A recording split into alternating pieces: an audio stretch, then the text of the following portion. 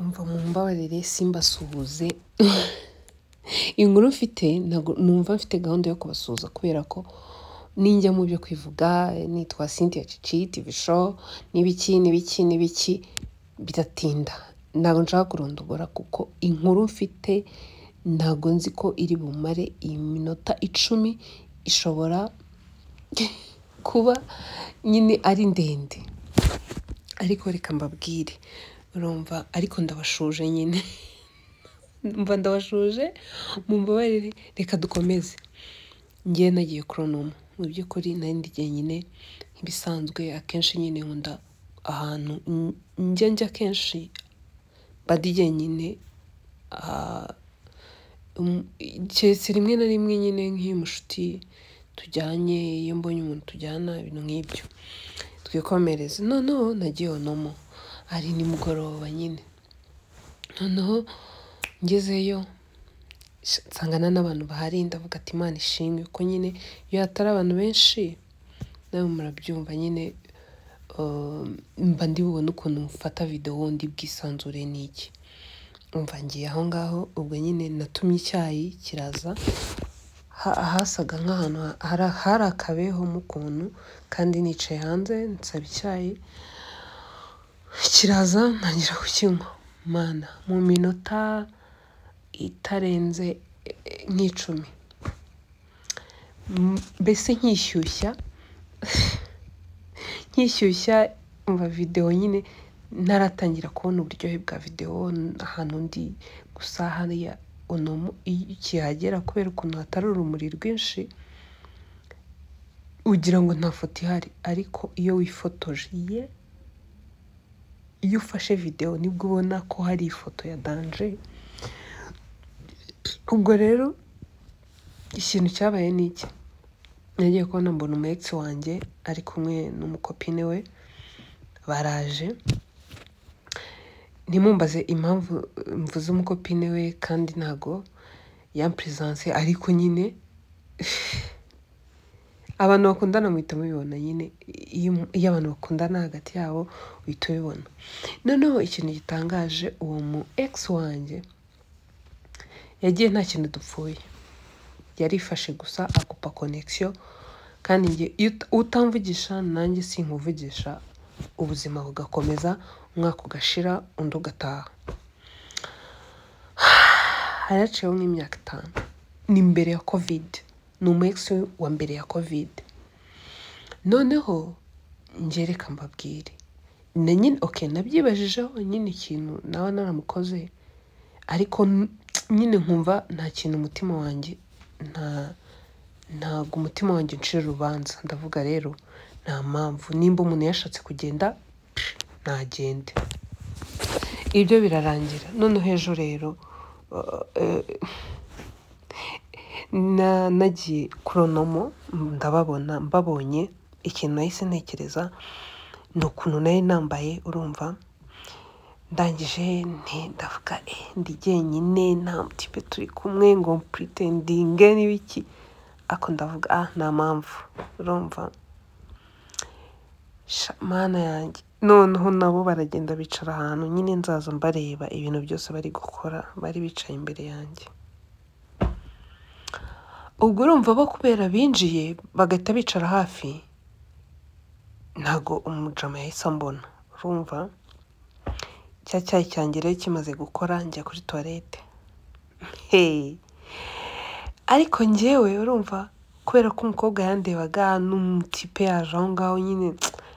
gufata video ngo nisanzure nahise numva nyine okay nyine bigabanutse urumva ariko nyine ku rundi ruhande urumva nta n'impamvu ariko burya urumva nta n'impamvu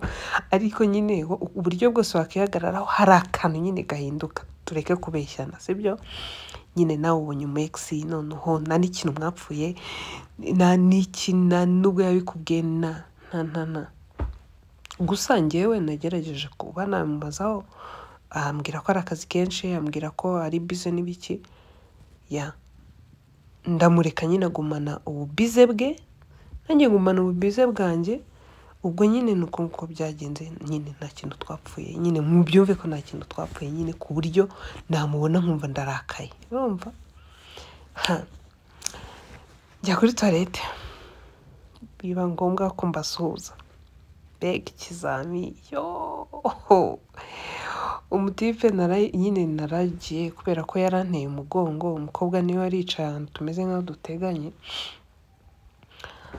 umutipe nyine nsa nk'umukora mu mugongo yo Cynthia uri hano y'iki natwe twasohotse n'iki iyi nguyu yitwa kanaka iyi nguyu nawe yitwa gutya ubwo nyine yaravuga yitwa Cynthia yari umushuti wanjye uyu nawe yitwa gutya inshuti yanjye nagiye kuri toilette kugaruka byabaye nk'ikizami nkajya mvuga ati mana ndaca usiyo nihangana kuko nkajya kuri toilette ntashye ndaca aha ngeze aho nyine ndavuga sibundi uriya ngiye ndamusenga n'ibiki ndagaruka ndicara numva maze kwicara abwira umuseriveri ngo bill yanjye bayimuhe yesu mana yanjye yababaye nta nimero ye nyigira narayisibye urumva rero ngewe yarangiriye neza rwose cyane ko nabemereye ko ahantu nzaza nsura cyangwa ahantu nzaza njya nzaza mbabwira nimba ari ibya danje cyangwa ari ibisanzwe rero Onomo Hotel ni hoteli ariko nyine nta bya danje ni ibisanzwe ntago bikaze rwose mana umva ufite kenze yawe wagenda ukanywa ukarya ntago wabura nyine icyo ufatamo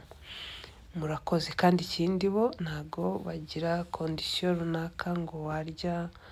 wananywa gusa byaterwa n'uko ubishaka ubwo rero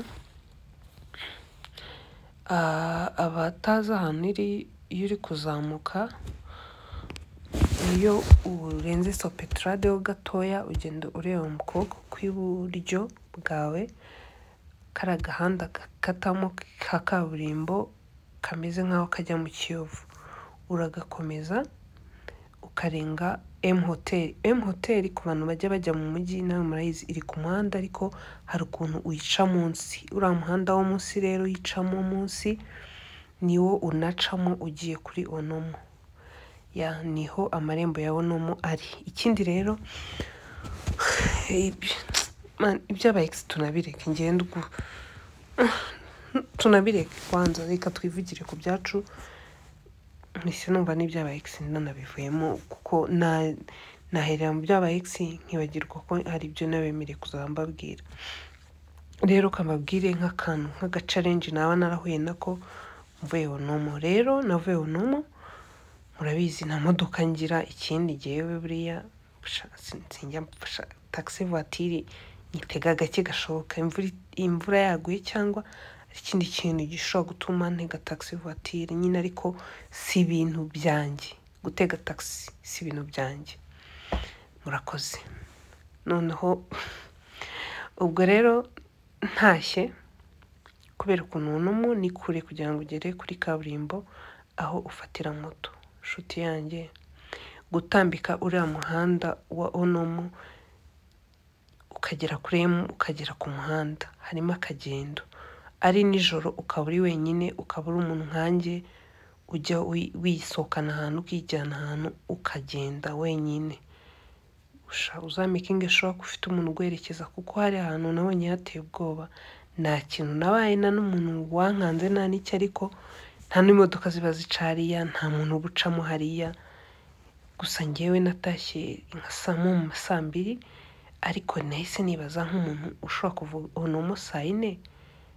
hari igihe ushobora guhura n'abantu bakakugirira nabi rero guys ku bantu bashaka kuzajyayo muzihangane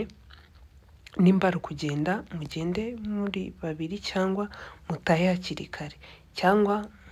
mwodaringe kapu cyangwa ibindi byose nyine ikintu cyose cyakujyana mwodaringe taxi nyine, niyo nama nakugira wagiye unomo. Thank you rero, mwakoze, Imana ibarinde, bye.